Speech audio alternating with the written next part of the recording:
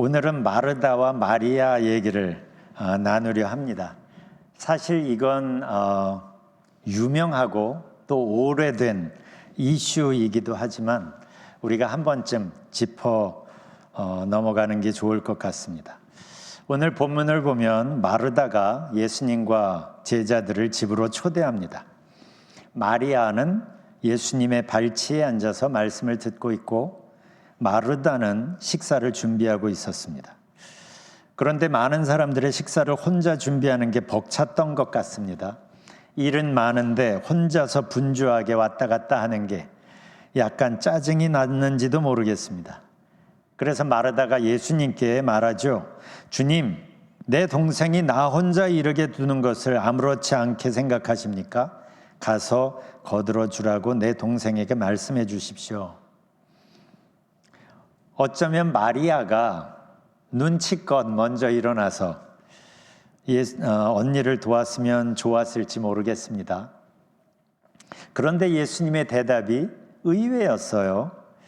마르다야, 너는 너무 많은 일 때문에 걱정하며 안절부절하는구나. 그러나 필요한 일은 오직 한 가지뿐이다. 마리아는 그 좋은 쪽을 선택했으니 빼앗기지 않을 것이다. 이 장면 때문에 우리는 마리아는 예수님 말씀을 열심히 듣는 경건한 사람으로, 마르다는 그냥 일만 열심히 하는 사람으로 생각하기가 쉽습니다. 그리고 또 분위기가 예수님은 마리아를 더 좋게 보시는 것 같이 느껴집니다. 그래서 마리아처럼 열심히 말씀을 듣는 것이 마리아처럼 봉사 많이 하는 것보다 더 귀하다고 생각할 수도 있습니다. 정말 그럴까? 오늘은 그 얘기를 나누려고 합니다. 하나님은 말씀을 가까이 하는 것과 봉사를 열심히 하는 것 중에 무엇을 더 기뻐하실까? 이 둘을 이렇게 비교해서 구분하는 것이 잘하는 걸까?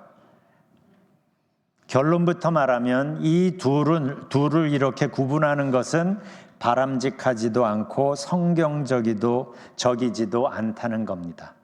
왜냐하면 섬김은 말씀에 기반을 두어야 하고 말씀은 섬김으로 표현되어야 하기 때문이죠.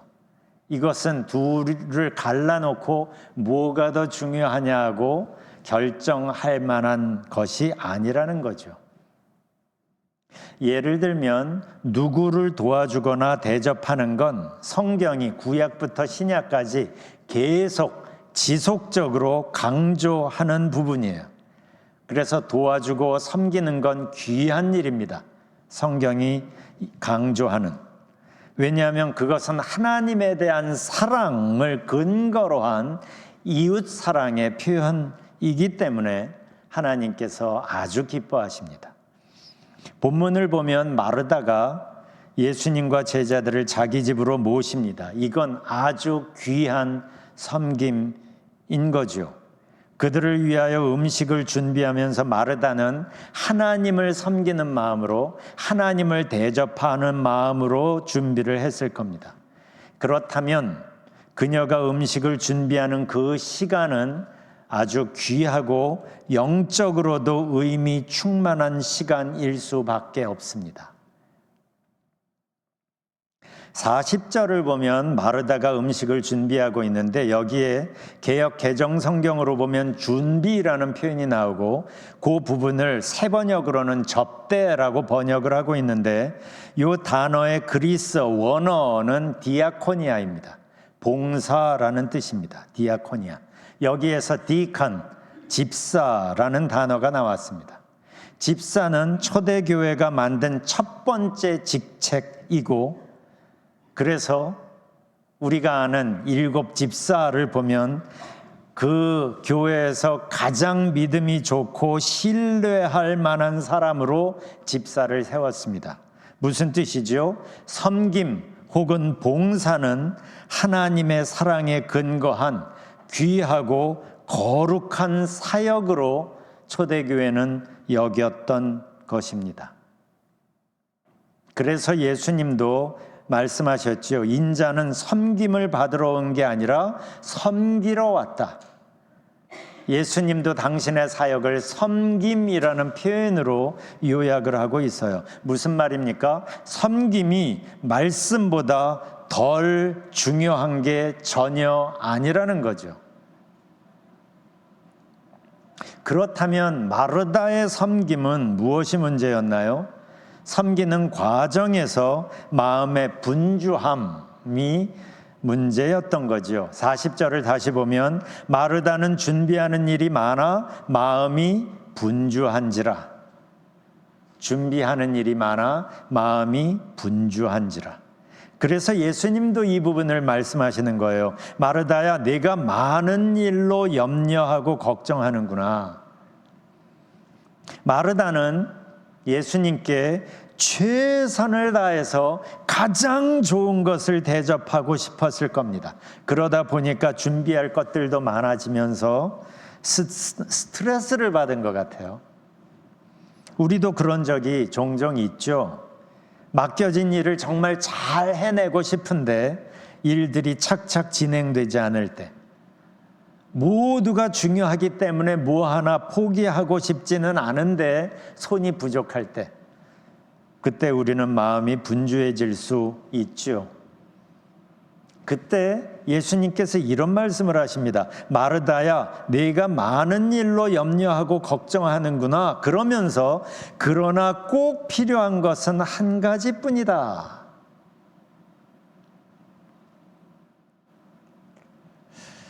저는 여기서 예수님이 마르다를 책망하신다고 생각하지 않습니다.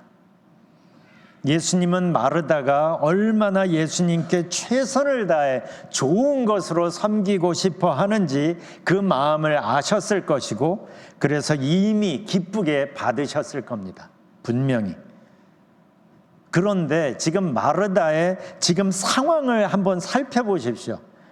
그녀의 집에 지금 온 우주보다도 더 귀하신 예수님께서 와 계신 상황이에요.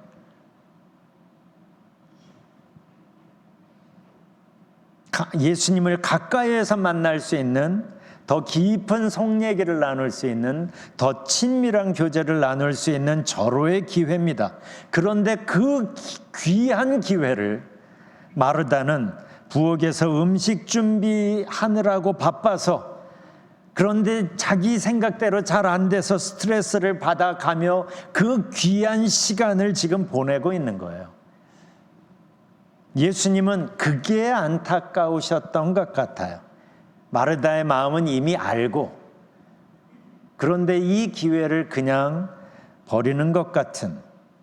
그러니까 예수님은 여기에서 마르다의 잘못을 지적하시는 게 아니라 그녀가 분주한 마음 때문에 놓치고 있는 예수님 앞으로 그녀를 부르고 계시는 겁니다. 거기 예수님 앞에 동생 마리아가 앉아 있습니다. 오늘 본문에서, 그리고 요한복음 11장 32절이나 12장 3절이나 이런 데를 보면 마리아는 늘 예수님 발치에 앉아 있습니다. 이 일을 안 하려는 게 아닙니다. 예수님 앞을 떠나고 싶지 않은 겁니다. 그 당시 예수님 당시의 학생들은 선생, 랍비의 발치에 모여 앉아서 말씀을 듣고 배웠습니다. 그러니까 선생, 랍비의 발치는 제자들이, 학생들이 앉을 수 있는 자리예요. 그런데 그 당시는 오직 남자들에게만 학생으로 허락되었던 시절입니다. 남자들만. 여자들은 집에서 아버지를 통해서나 남편을 통해서 배울 수 있었습니다. 이런 면에서 예수님은 그 당시의 문화를, 그 당시의 분위기를 거스르고 계셨던 거죠. 왜냐하면 마리아를 학생의 자리에 앉게 하셨기 때문이죠. 이것은 성경이 의도적으로 드러내는 부분이기도 합니다. 복음은 배경이나 민족이나 성별에 관계없이 모든 사람들에게 열려 있기 때문이죠. 그래서 예수님은 선한 사마리아인의 비유에서 이방인인 유대인들이 개처럼 여겼던 사마리아인을 영웅처럼 묘사합니다. 그리고 오늘 본문에서는 예수님의 제자들만 앉을 수 있는 자리에 마리아가 앉아 있음을, 그리고 바로 그 자리로, 제자들의 자리로 마르다 또한 초대하고 계심을 보여주는 거예요. 그렇지만 오늘 본문은 어떤 젠더 이슈나 편견의 벽을 허무는 것보다 더 중요한 메시지를 우리에게 알려줍니다.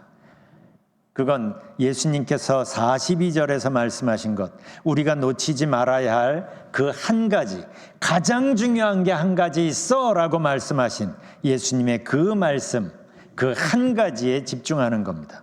그것은 나쁜 것들 중에서 좋은 것을 선택하는 게 아니라 좋은 것들 중에서 가장 좋은 것, 베스트이신 하나님을 선택하는 걸 말해요. 부엌에서 일하는 것 좋아요. 그러나 여러 good thing, 많은 좋은 것들 중에서, 그러나 좋은 것들 때문에 분주해서 the best를 놓치면 안 된다는 거죠. 존 비비어의 책 중에 Good or God이라는 책이 있어요. 여기서 얘기하는 논점은 이겁니다.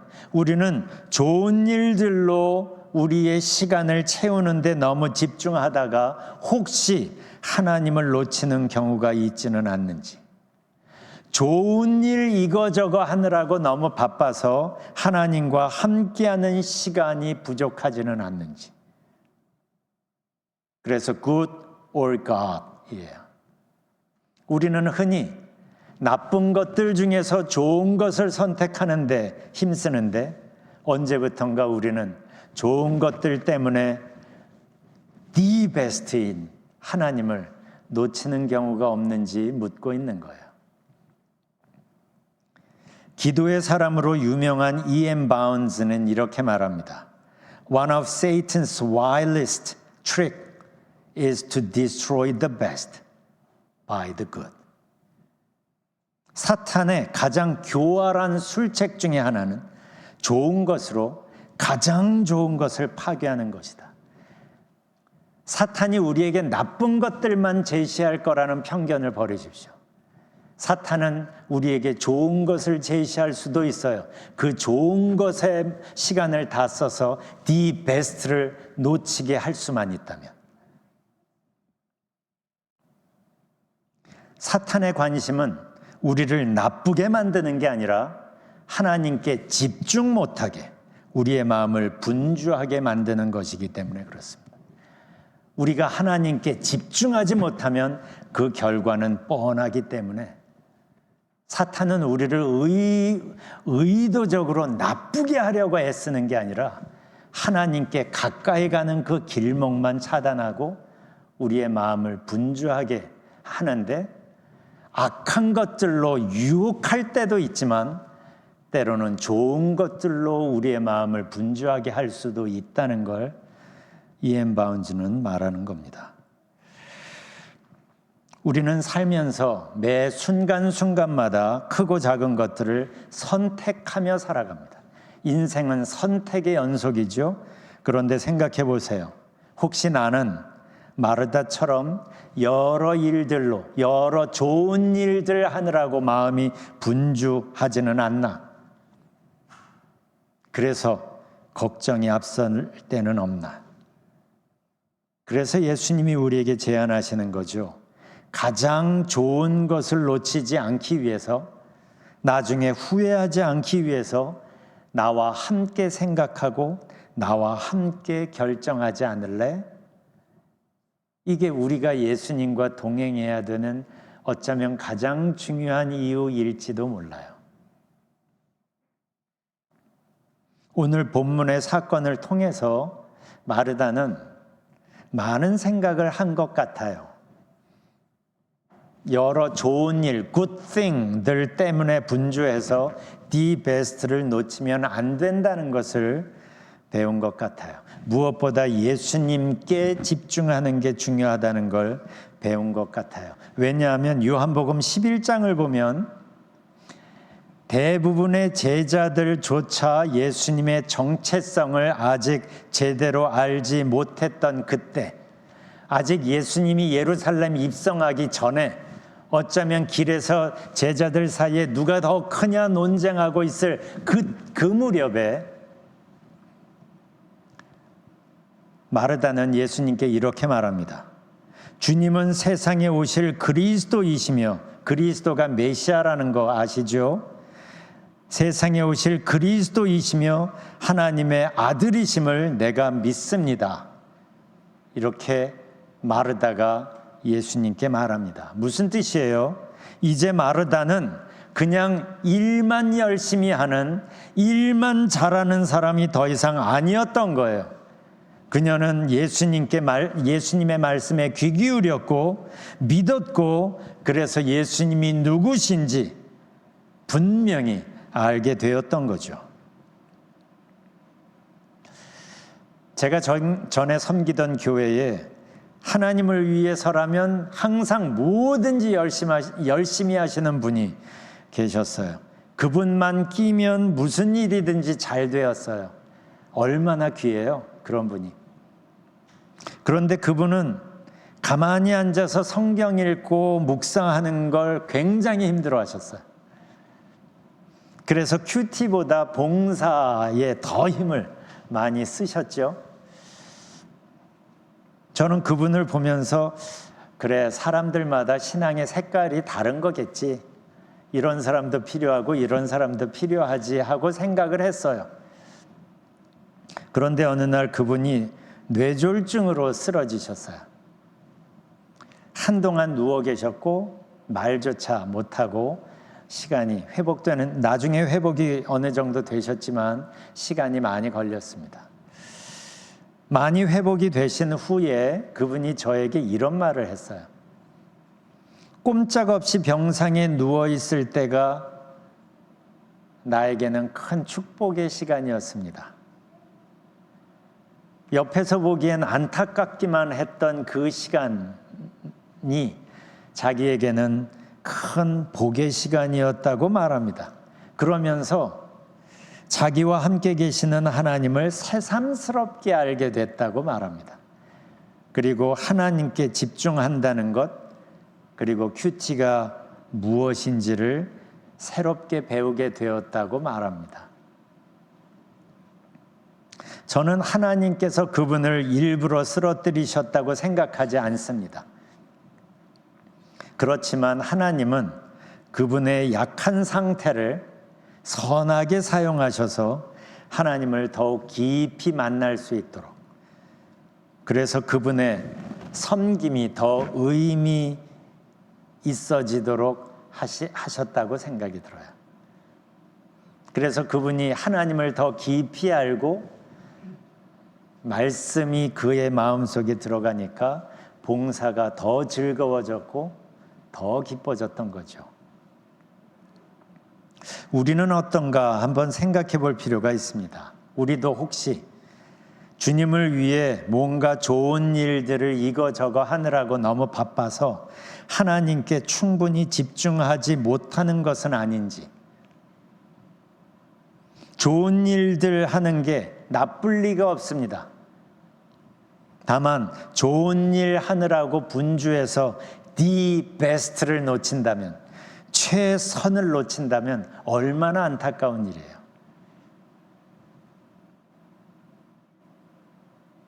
저는 태국에 선교사로 있다가 미국에 선교학을 공부하러 왔습니다. 선교학을 공부할 때 그 신학교에서 제 동료 친구 중에 기도에 관한 논문을 쓰던 친구의 우스갯소리가 항상 생각이 납니다. 기도 논문 쓰느라고 너무 바빠서 기도할 시간이 없다고. 그냥 우스갯소리로 넘겼는데 마음 한쪽에서 떠나질 않는 거예요. 우리도 그럴 수 있는 거죠. 헨리 블랙커비가 이런 말을 했죠. We are human beings, not human doings. 하나님은 우리가 하나님을 위해 뭔가 하느라고 바쁜 것보다 하나님 앞에 머물러 있기를 원하십니다. 그래서 시편 46편 10절에도 보면 하나님이 이렇게 말씀하시죠.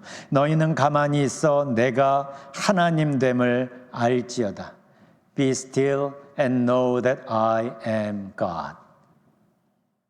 너희는 가만히 있어. Be still. 내가 하나님 됨을 알지어다. Know that I am God. 우리가 하나님을 위해 뭔가 하려는 건 정말 귀한 마음입니다. 정말 귀한 마음이에요. 그런데 우리의 섬김이 더욱 의미 있어지려면 먼저 하나님 앞에 머물러 있는 시간이 참 중요합니다. 왜 중요하냐면 하나님 앞에 머물러 있다 보면 일어나 뭔 일을 할 때 하나님과 함께 할 수 있게 되는 거예요. 이게 포인트입니다. 하나님 앞에 머물러 있는 시간이 중요한 이유는 그 시간부터 이어지는 시간을 하나님과 함께 하는 게 더 자연스러워지기 때문이에요. 그렇게 하나님과 함께 무언가를 할 때 그 무언가는 어떤 일이든지 간에 하나님의 일이 됩니다. 왜냐하면 하나님이 함께 하시는 일이기 때문에. 여기에서 거룩한 일과 세속적인 일의 구분이 없어지는 거예요. 교회 일만 거룩한 게 아니라 여러분의 직장 일이나 여러분의 아주 일상적인 일조차도 하나님께서 함께 하신다면 여러분의 모든 자리는 거룩한 자리가 되고 여러분이 하는 모든 일들은 거룩한 일이 되는 거예요. 하나님께서 함께 하시기 때문에. 그리고 그 모든 과정은 분주함이 아니라 기쁨이 되는 거예요. 내 혼자 애쓰는 게 아니라 하나님께서 함께 하시니까. 그 과정이 하나님 안에서 기쁨이 되고 그때 우리의 마음은 하나님의 평화로 채워지게 되는 거예요. 여러분의 삶과 교회의 일을 구분짓지 마십시오. 여러분이 흔히 하는 거룩한 일과 세속적인 일을 구분짓지 마세요. 하나님은 교회에서만 우리를 만나시기를 원하시는 분이 아니지요.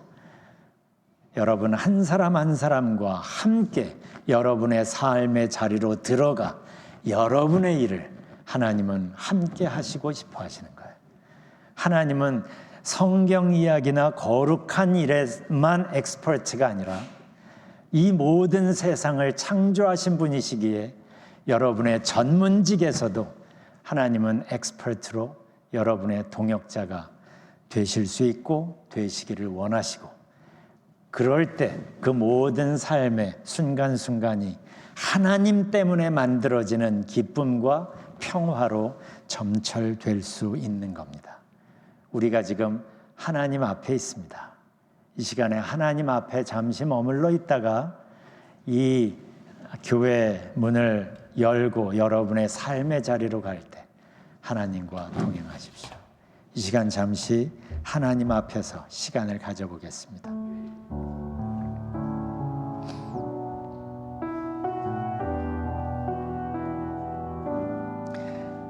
하나님께서 우리에게 말씀하십니다. 너희는 가만히 있어 내가 하나님 됨을 알지어다. Be still and know that I am God.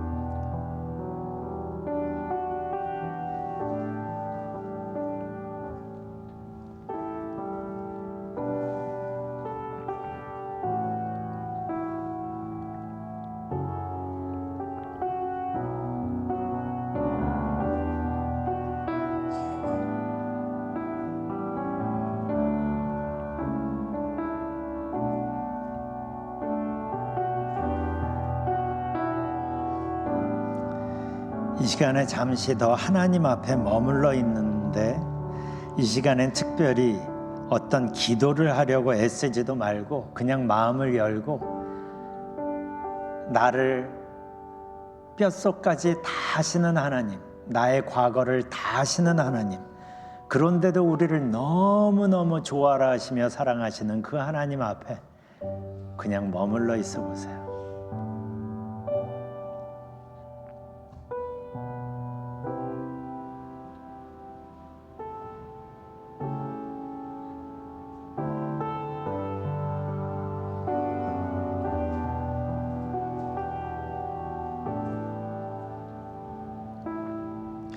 사랑의 하나님, 우리 아버지 임마누엘 하나님으로 우리와 늘 함께 하시니 감사합니다.